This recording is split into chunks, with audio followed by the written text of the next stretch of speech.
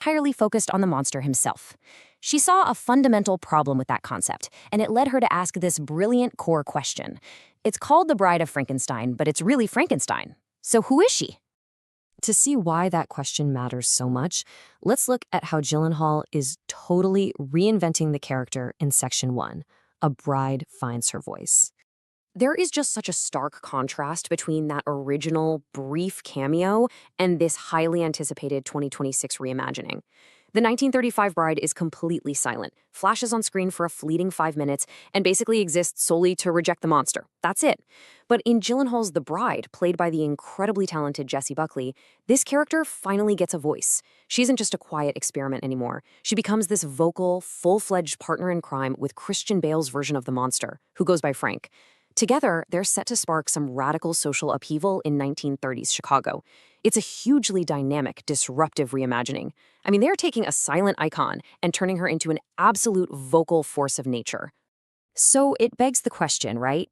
Why was the original bride barely in her own movie to begin with? Well, the answer actually lies with her rather eccentric creator. Section 2, the reluctant horror master. To really understand The Bride, you have to understand the man who directed her, James Whale. And Whale wasn't just your run-of-the-mill horror director. Born in England in 1889, he actually started out studying visual arts. His life took a pretty drastic turn during World War I when he was captured by the Germans. But get this, it was actually inside a prisoner of war camp where he really honed his storytelling skills, literally staging shows for the other inmates. He eventually took those skills to the London and Broadway theater scenes in the 1920s and found massive success directing plays about the Great War. But Whale was terrified he'd be pigeonholed as a war specialist. So he combined his visual artistry with his theatrical tricks to direct the original Frankenstein film in 1931. And wow, it was shocking, it was captivating, and it became an absolute smash hit. But here is where the story gets super interesting. Audiences, and of course Universal Pictures, they couldn't get enough of Frankenstein. They were desperate for a sequel. The only problem, James Whale had absolutely zero interest in making one. He felt like he had squeezed the idea totally dry in the first picture. He even considered walking away from the studio altogether. But ultimately, he used his incredible leverage to negotiate this totally unprecedented deal. For every horror film he agreed to make, the studio had to let him direct one non-horror picture of his choosing. Universal agreed, and Whale secured complete creative control. I'm talking everything from the casting to the music, right down to the bride's instantly recognizable hairstyle. And because Whale had this ironclad creative control, he didn't just churn out a standard sequel. He infused it with dark comedy, super advanced style, and some really fascinating hidden depths. Let's look at Section 3, Queer Coding and Hidden Subtext. Film scholar Frances Pheasant Kelly highlights these really fascinating reflections of Whale's own life as an openly gay director in Hollywood. The queer coding in this film is basically hiding in plain sight. Take the conniving mentor, Pretorius. He is literally described by another character as a queer-looking gentleman and displays these distinct camp mannerisms. Even more profoundly, the whole core plot revolves around two men defying nature to team up and create life together in a laboratory. Interestingly, Pretorius is killed off in an explosion at the end of the film, and this shows us something incredibly insightful about how marginalized artists operate, right? They often had to sneak their truths into genre fiction. By wrapping these themes up in a monster movie, Whale could bypass the systemic barriers of his era and satisfy the incredibly strict moral censors of the time, all while still sneaking his reality onto the silver screen. And speaking of those strict moral censors, Whale had a massive, massive obstacle in his way. Section 4, Cheating the Hays Code Censors.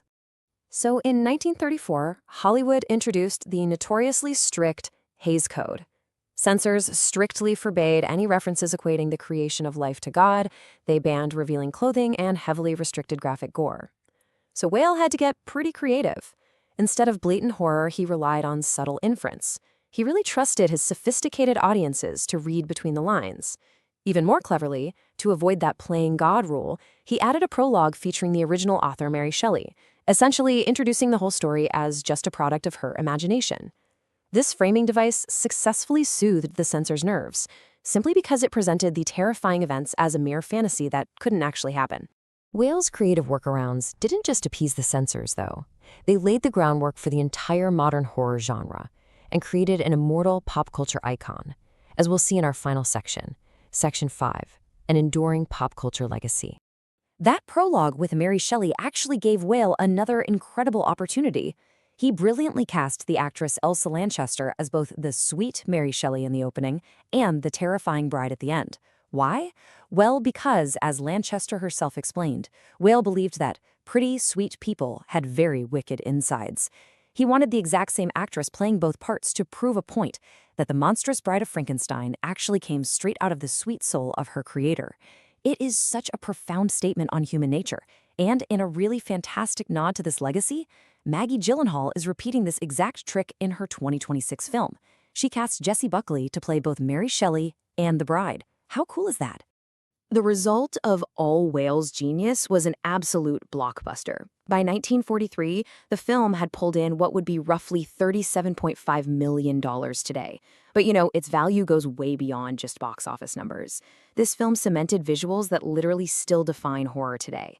The head of Universal's costume department, Vera West, designed the bride's iconic minimalist white gown. And if you've ever seen a movie with a mad scientist keeping bizarre creations floating in those little glass jars, yeah, you can thank James Whale for popularizing that right here. But perhaps Whale's biggest revolution to the genre was his treatment of the monster. In this sequel, the creature actually acquires language and befriends a blind hermit. Whale basically taught Hollywood how to make a monster a sympathetic, fully rounded character.